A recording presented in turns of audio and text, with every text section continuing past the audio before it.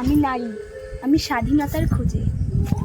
কেউ কি বলতে পারবে আমাদের স্বাধীনতাটা কোথায়? আমার বয়স যখন 14 থেকে 15, তখন আমি আমার মাকে বলেছিলাম, আচ্ছা মা, মেয়েদের স্বাধীনতা বলতে কি কিছুই হয় না? মার উত্তরে একটাই এসেছিল, ওসব স্বাধীনতা স্বামীর ঘরে গিয়ে দেখিও, এখানে ওসব স্বাধীনতা চলবে না। বয়স যখন আমার 18, আমার বিয়ে হয়ে যায়। একদিন আমি রাত্রে স্বামীকে বলেছিলাম, আচ্ছা বলো তো, আমাদের মেয়েদের কি কোনো শখ আহ্লাদ নেই, কোনো স্বাধীনতা নেই? ওই সেই একই উত্তর স্বামীও আমাকে বলেছিল, ওসব স্বাধীনতা যা বিয়ের আগে করেছো, এখন ওসব ভুলে যাও।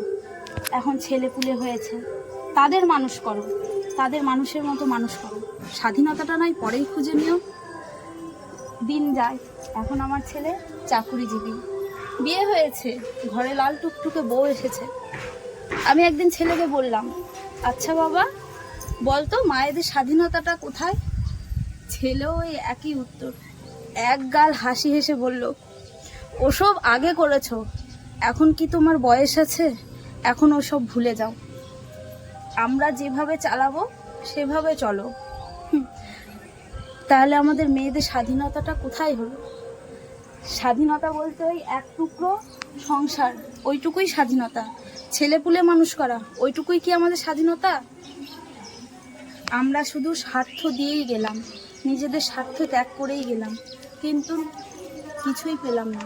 অবহেলা ছাড়া আমরা আর কিছুই পেলাম না। দোষটা কার? আমরা মেয়ে, তার জন্য দোষ আমাদের? আমরা মেয়ে বলে আমরা দোষী কেন? এমন যদি হতো মেয়েরাও পাখির মতো স্বাধীনভাবে উড়ে বেড়াতো, ছেলেদের মতো বাঁচতো, নিজের ইচ্ছে মতো বাঁচতো, কেন পারে না সেটা মেয়েরা? একটাই শিকল আমাদেরকে বেঁধে রেখে দিয়েছে, যে তোমরা মেয়ে, তোমরা নারী, নারীরা সব কিছু চাইলে করতে পারে না। কিন্তু আজ 24 সালে এসেও কি নারীরা কিচ্ছু পারে না? সত্যিই কিছু করতে পারে না? আমরা সব নারীরা যদি এক হই, এক মতে আমরা আসি, একদিন আমরা নারীরা সব কিছু করতে পারি, একদিন আমরা নারীরা সব ছেলেদের পিছনে ফেলে দিতে পারি। কিন্তু ওই একটাই বাধা, আমাদের একটাই শিকল বেঁধে রেখেছে, যে তোমরা নারী, তোমরা চাইলেও কিছু করতে পারবে না, কোনো দিন পারবে না করতে।